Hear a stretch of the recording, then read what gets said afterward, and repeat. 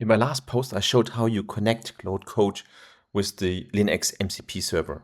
Today, I would like to give you some more insights around the commands you can run or the specific questions you can pose. And I have brought here one specific, which is around the applications. So we are looking into applications which have no technical owner and are running on technology that's already end of life. You see here that I put a prefix LeanIX MCP demo because that's the one MCP connection I would like to use. This is only relevant if you use multiple of these. So let's now run this and we will see how Claude Code is now actually connecting with the LeanIX MCP tools, then identifying, okay, what is relevant, what not. And with this, we will now get the first results from the workspace itself. It will then also recognize what kind of relationships do I have between the different fact sheets and how do I get the information. So we have here around 40 applications. Now checking also the responsible subscription. I mean, this is just a demo workspace. We will see how many results we actually will get back. And with this, we have not to look into LeanIX itself and then create specific reports. We can just ask it the question here in natural language. It's getting processed. And then also the specific sequence of actions is actually getting figured out. So I will fast forward this in a moment that you can see then also the results. In the response, you can now see that there are actually two applications where we face soon the vendor end of life date.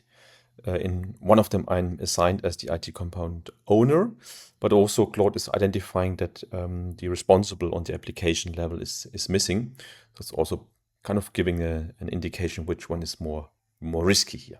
So this was just a sample request against the LeanIX workspace. And yeah, with one sentence, you can actually get quite good insights. What you can always do is, because the Claude Code will use different tools, you can also list the different tools which are available. I will show that how you can do that now. You can just easily type in here the command show me all LeanIX MCP tools, and that should now bring us a summary of the tools which are offered by the LeanIX MCP. So here would see what you can basically can call, but does not mean that you necessarily have to call it in that way. You see it with the natural language description. It kind of translates this over. You see it's also listed here in different sections. I will just go back once everything is kind of listed here. And then you have a kind of a feeling how does it look like. Please keep in mind that the documentation is maybe not always as fast as we develop new tools. So you see here GraphQL user subscriptions where we can access user search, but also insights and reports. This is something which you might know from the architecture guidance recommendations. You can also consume it here via Claude Code. Then transformations we have, surveys, polls, architecture decisions, but also initiatives and milestones, the IT components, tech stack, applications, of course, and then also general workspace and fact sheets.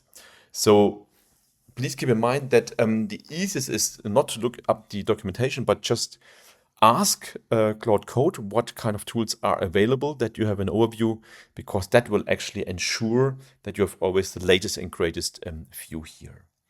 So that's it from my side for today. Tomorrow or the next recording will be around creating a skill, because we will now try to narrow down what we exactly want to get out in terms of a report, what kind of tools we want to use or not.